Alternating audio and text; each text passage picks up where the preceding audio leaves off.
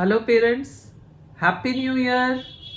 आप सबको इस नए साल की बहुत बहुत शुभकामनाएं और फुली आपके लिए ये अगला साल खुशियां लाए और आपके बच्चे अच्छे स्वस्थ रहे।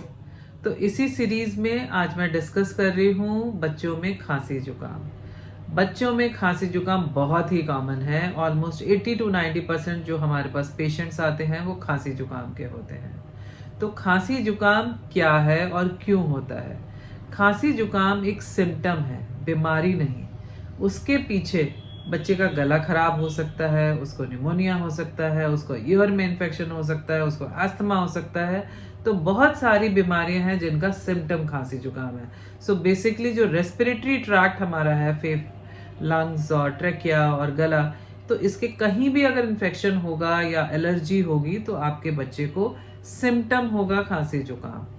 तो इसका मेन कारण क्या है? मेन कारण इसमें या तो एलर्जी है, जो कि चेंजिंग सीजन में ज़्यादा देखते हैं। जैसे मार्च में जब ठंड कम हो रही होती है, गर्मियाँ शुरू होती हैं, तब होता है। और एक अक्टूबर में जब आपकी ठंड शुरू हो रही होती है। तो ये चेंजिंग सीजन में ज़्यादा होती हैं एलर्जीज। प्लस कुछ बच्चे एलर्जिक होते हैं, उनको बहुत सारी चीज़ों से एलर्जी होती है, तो इस वजह से उनको जल्दी से सांस की तकलीफ या खांसी हो जाती है। जो दूसरा कारण है मेन, वो है इन्फेक्शन। बच्चों में इन्फेक्शन बहुत ही कॉमन है, स्पेशली छोटे बच्चों में। तो इन्फेक्शन अगेन वायरल भी हो सकता है, बैक्टीरियल भी हो सकता है। और बच्चों में ये इन्फेक्शन क्यों कॉमन होते हैं? क्योंकि बच्चों का इम्यून सिस्टम अभी डेवलप हो रहा है। बच्चों का डेवलपिंग इम्यून सिस्टम है, तो जब उनको इन्फेक्शन मिलता है, उनमें एंटीबॉडी उतनी नहीं होती हैं जो कि इन्फेक्शन को कम कर सकें या हटा सकें, तो बच्चे बीमार पड़ जाते हैं। तो अब हम समझेंगे कि बच्चों का इम्यून सिस्टम हम कैसे ठीक करें जिससे आपके बच्चे कम बीमार पड़े। तो सबसे पहले जो रेस्पिरेटरी ट्रैक्ट के हम इन्फेक्शंस की बात कर रहे हैं, वो कैसे बच्चे के शरीर में घुसते हैं, वो होता है ड्रॉपलेट इन्फेक्शन। ड्रॉपलेट इन्फेक्शन मतलब सांस से इन्फेक्शन फैलता है। जब एक बच्चा जिसको खांसी जुकाम है वो सांस छोड़ता है या छींकता है या खांसी करता है, तो हवा में बहुत सारे कीटाणु छोड़ता है। तो उसके आसपास के बच्चे जब वही हवा अंदर लेते हैं, सांस में लेते हैं, तो उनको वो कीटाणु पहुंचता है और उससे उनको खांसी जुकाम होता है। तो बेसिकली ये ड्रॉपलेट इन्फेक्शन है, जो कि बेसिक कांटेक्ट से, डायरेक्ट कांटेक्ट से आता है। और इसीलिए कोविड में सारे ऑफिसेज, स्कूल्स, कॉलेजेस बंद कर दिए थे ताकि ये डायरेक्ट कांटेक्ट कम हो तो वायरस स्प्रेड ना हो। तो आप समझ गए, ये ड्रॉपलेट इन्फेक्शन है जो डायरेक्ट कांटेक्ट से होता है। अब इसमें आप एज अ पेरेंट क्या करें जिससे आपके बच्चे को ये वाले इन्फेक्शंस कम हो? तो इसमें जो सबसे इम्पॉर्टेंट है वो ब्रेस्ट फीडिंग है। जैसा मैं बार बार कहती रही हूँ, बच्चों के लिए ब्रेस्ट फीडिंग बहुत इंपॉर्टेंट है, क्योंकि ब्रेस्ट फीडिंग के जरिए, ब्रेस्ट मिल्क के जरिए बच्चों को माँ में जितनी भी एंटीबॉडी जिन बीमारियों के लिए है वो बच्चे को मिलती है। तो ब्रेस्ट फीडिंग वाले बच्चे इन्फेक्शंस को बेटर फाइट कर सकते हैं और उसमें बीमारियां ज़्यादा बढ़ती नहीं हैं। तो breast feeding is very important. दूसरा, हेल्दी फूड, बैलेंस डाइट। जो मैं बार बार कहती रही हूँ कि बच्चों को हेल्दी खाना खिलाइए। उनके खाने में एडिक्वेट मात्रा में प्रोटीन होना चाहिए, वाइटमिन होने चाहिए, मिनरल्स होने चाहिए। तो आप अगर वेजिटेरियन हैं तो आप ड्राई फ्रूट्स, पनीर, दूध, दही और फल, सब्जियां दीजिए। अगर आप नॉन वेजिटेरियन हैं तो चिकन, एग दीजिए। इससे आपके बच्चे की जो डाइट अच्छी होगी तो अंदर का माइक्रो न्यूट्रिएंट स्टेटस अच्छे होने से बच्चे की इम्यूनिटी बेटर रहेगी। अगर किसी वजह से आपके बच्चे में कुछ कमियां हैं, चाहे वो आयरन की हो, चाहे विटामिन की हो, तो उनको सप्लीमेंट देने से बच्चे का वही रिजल्ट रहेगा। तो उनका माइक्रो न्यूट्रिएंट अंदर का स्टेटस अगर फुल रहेगा, अच्छा रहेगा, तो बच्चे बीमार कम पड़ेंगे। तो healthy diet, supplements, breast feeding, they are very important to keep immunity strong for your child. और क्या कर सकते हैं? वैक्सीनेशन। वैक्सीनेशन तो आपको पता ही है, वो देते ही हम बीमारियों से बचाव के लिए हैं। तो वो प्लीज़ आप अपने बच्चे को टाइम टू टाइम कराएं। और उसमें भी जो फ्लू और न्यूमोकोकल हैं, ये स्पेशली रेस्पिरेटरी ट्रैक्ट इन्फेक्शंस के कीटाणु के अगेंस्ट होते हैं, तो आप इनको जरूर लगवाइए। बच्चों के लिए फिजिकल एक्टिविटी बहुत ज़रूरी है। ये भी बच्चों की इम्यूनिटी को बूस्ट करती है। तो आप ध्यान रखिए कि आप अपने बच्चे को 1 घंटे आउटडोर गेम्स के लिए ज़रूर भेजें। उससे आपका बच्चा स्ट्रांग भी होगा, इम्यूनिटी बेटर होगी और आगे जाके मोटापा भी नहीं होगा। बच्चों के लिए रेस्ट भी बहुत ज़रूरी है। Rest is very important. अगर बच्चा कम सोता है तो भी उसकी इम्यूनिटी कम हो जाएगी। तो जस्ट मेक श्योर कि आपका बच्चा एडिक्वेट सो रहा है।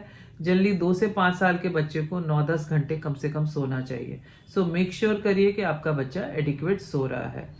तो ये हैं सारे फैक्टर्स जिससे आप अपने बच्चे की इम्यून सिस्टम को थोड़ा स्ट्रॉन्ग कर सकते हैं।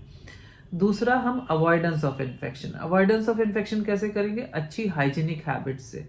हैंड हाइजीन बच्चों को सिखाएं शुरू से कि बच्चे खाने से पहले हाथ धोए, टॉयलेट के बाद आने से हाथ धोए, कुछ भी अगर मुंह में डाल रहा है तो वो देख ले साफ हो, अगर फल वगैरह खा रहा है तो धो के खाए। तो आपको एक डे टू डे हाइजीन सिखानी है जिससे बच्चे को इन्फेक्शंस कीटाणु कम जाए उसमें। दूसरा है avoidance of infection. Avoidance of infection मतलब अगर आपको पता है कि पड़ोसी का बच्चा बीमार है तो उसके साथ अपने बच्चे को खेलने ना भेजें। और आजकल जो ट्रेंड हो गया है बहुत जल्दी बच्चों को प्ले स्कूल में डालने में, ये भी बच्चों में एक इन्फेक्शन का बहुत बड़ा कारण है। क्योंकि बच्चे जब प्ले स्कूल में जाएंगे, जो कि जब बच्चे सिर्फ 1.5 साल के हैं, 2 साल के हैं, तो नेचुरली वो जब बच्चों के बीच में बैठेंगे और अगर एक भी बच्चा खांस रहा होगा तो उसको इन्फेक्शन की, बाकी बच्चों को इन्फेक्शन होने की चांस बढ़ जाएगी। तो प्लीज़ बहुत अर्ली अपने बच्चे को प्ले स्कूल ना डालें। और अगर, क्योंकि ज़्यादातर मैं देखती हूँ जैसे ही बच्चे प्ले स्कूल जाते हैं वो हमारे पास उनका विजिट्स बढ़ जाती हैं। तो अगर आपको लग रहा है आपका बच्चा बहुत बीमार पड़ रहा है प्ले स्कूल जाने का, तो थोड़ा सा पॉज कर दें, थोड़ा ब्रेक दे दीजिए। तो ये अवॉइडेबल है। तो अभी आप अपने बच्चे को थोड़ा सा रेस्ट दे दीजिए।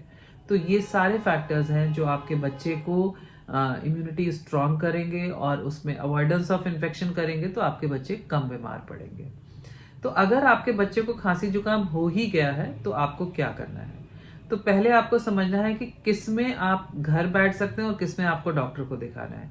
अगर आपके बच्चे को हल्का खांसी जुकाम है पर उसके साथ कोई बुखार नहीं है, बच्चा बहुत रो नहीं रहा है, बच्चा ठीक से खा रहा है, उसको कोई सांस में तकलीफ नहीं है, कोई उसको सांस में दिक्कत नहीं है, तो आप, और खांसी बहुत ज़्यादा नहीं है, तो आप घर पे थोड़ा दिन 1-2 दिन बैठ सकते हैं। बट अगर आपके बच्चे को साथ में सांस की तकलीफ हो रही है, फीवर तेज हो रहा है, उसके कान में दर्द हो रहा है, उसको बहुत ज़्यादा खांसी है, खांसी का टेक्सचर बहुत ज़्यादा बार्किंग टाइप है या वेट टाइप है, तो आपको डॉक्टर को ज़रूर दिखाना है। अगर आपके बच्चे की खांसी लंबी चल रही है, 3-4 दिन हो गए हैं और वो बढ़ रही है, तो प्लीज़ डॉक्टर को दिखाएं।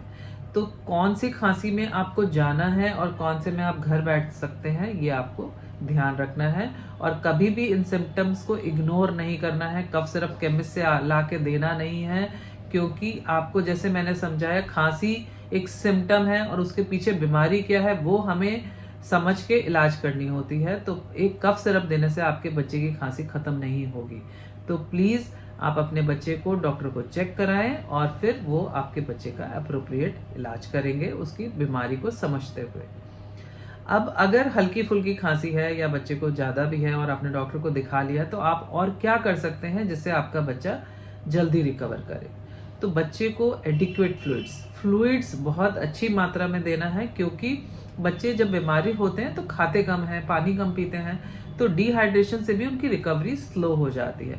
तो आपको बच्चे को अच्छे से फ्लूइड्स देना है, जिसमें पानी, नारियल पानी, मट्ठा, लस्सी, जो बच्चे को पसंद है दीजिए, कोई रिस्ट्रिक्शन नहीं है। बच्चे को अच्छा खाना दीजिए, कैलोरीज दीजिए, बिकॉज अगर बच्चा खाएगा तभी बच्चा बीमारी से लड़ पाएगा। तो आपको अच्छा खाना, पानी ज़्यादा देना है। कमरे को आपको थोड़ा ह्यूमिडिफाई करना है, तो आप उसके लिए ह्यूमिडिफायर का इस्तेमाल कर सकते हैं, स्टीमर का कर सकते हैं। बट प्लीज़ याद रखिए, स्टीमर को डायरेक्टली मत दीजिए, बिकॉज हमारे पास बहुत बच्चे जल के आते हैं। स्टीमर को कभी भी आपको डायरेक्टली नहीं देना है, बच्चे से दूर कोने में रख दीजिए ताकि कमरे में थोड़ा मॉइस्चर बढ़ जाए, तो बच्चे को थोड़ा सूदिंग लगेगा। और नहीं तो आप ह्यूमिडिफायर लगा लीजिए, या आप नेबुलाइजर में सिंपल पानी या सॉल्ट वाटर डाल के बच्चे को नेबुलाइज कर दीजिए, वो भी स्टीमर का ही काम करेगा। एक आपका rest is very important, because जब बच्चा बीमार होता है so they need little rest, more rest, ताकि बच्चा रिकवर बेटर करे। छोटे बच्चों में लेस देन 2 इयर्स में कफ सिरप हम प्रैक्टिकली नहीं यूज़ करते हैं। 1 साल से ऊपर के बच्चों में शहद ऑल्सो हेल्प्स, तो उसके लिए काफ़ी रिसर्च हो चुकी है। शहद से थोड़ा बलगम भी पतला होता है और बच्चों को वो हेल्पफुल रहता है। घर में कई बड़े आपको कहेंगे काढ़ा देने के लिए, उसमें भी कोई नुकसान नहीं है।